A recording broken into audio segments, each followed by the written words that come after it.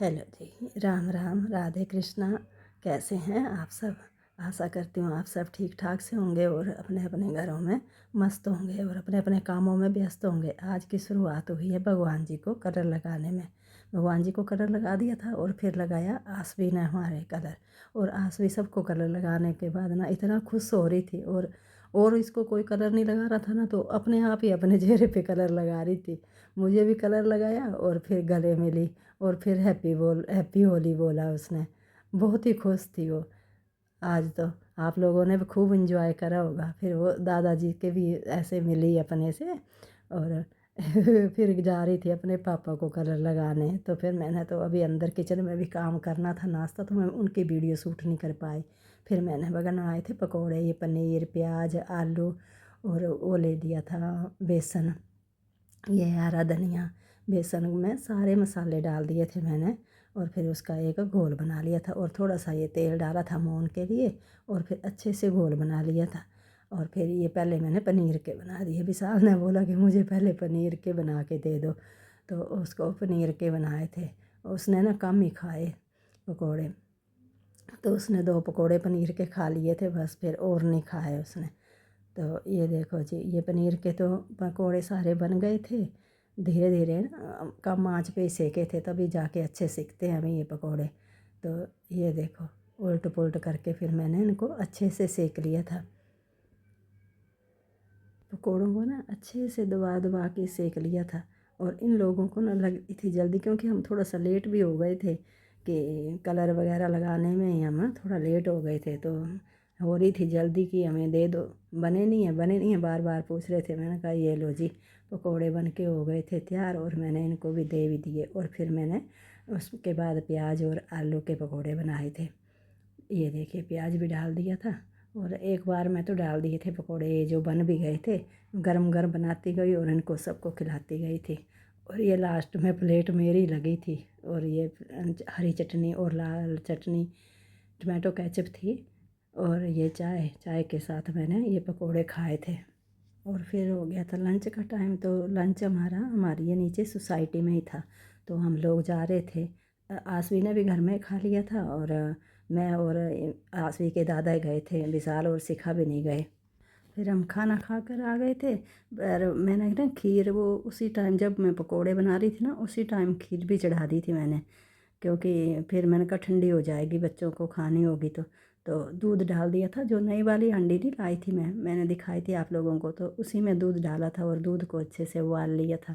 और ये चावल ले लिए थे, चावलों को अच्छे से साफ़ करके 2-3 बार पानी से धो के फिर मैंने ये दूध में डाल दिए थे। और दूध में चावलों को अच्छे से पका लिया था। और ले लिए थे 3-4 दाने मैंने इलायची के, उसको भी कूट के अच्छे से पीस लिया था इलायची के दानों को, और वो डाल दिए थे मैंने खीर में। और फिर खीर को अच्छे से मिक्स करती रही, ऐसे हिलाती रही थोड़ी थोड़ी देर में, कहीं कहीं तले में न लग जाए। ऐसे ही होता है चावलों को, तो जैसे खीर में दूध में डालते हैं तो उनको तो थोड़ी थोड़ी देर में हिलाना ही पड़ता है।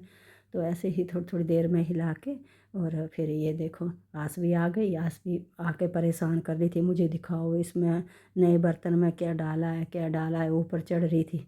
बड़ी मुश्किल से पीछे करी। मैंने कहा तो खुद भी गिरेगी और मुझे भी गिराएगी, कहीं दूध गिर गए तो। और फिर ले लिया था मैंने गोला, उसको कर लिया था मैंने कद्दूकस। और ये ले लिए थे 8-10 दाने बादाम के, उसको भी मैंने माम दस्ते में डाल के कूट लिया था। मिक्सी में कूटती ना तो बिल्कुल ही उसका आटा सा बन जाता, तो इसलिए मैंने मिक्सी में नहीं पीसे थे उनको। मैंने कहा माम दस्ते में, इनमें थोड़ा टाइम लगेगा पर ऐसे दरदरा करके इसमें पीस लेती हूँ। इसमें आम दस्ते में तो थोड़ा टाइम लग ही जाता है। फिर मैंने खीर की तरफ देखा, फिर मैंने कहा चल अब तो मैं इसमें को फिर हिला देती हूँ। ये देखो, खूब गाढ़ी गाढ़ी रबड़ी जैसी खीर बनी थी। ये देखो, इसको थोड़ी थोड़ी देर में, अब जो अभी टाइम है कि थोड़ी थोड़ी देर बाद इसको खीर को हिलाते रहना है।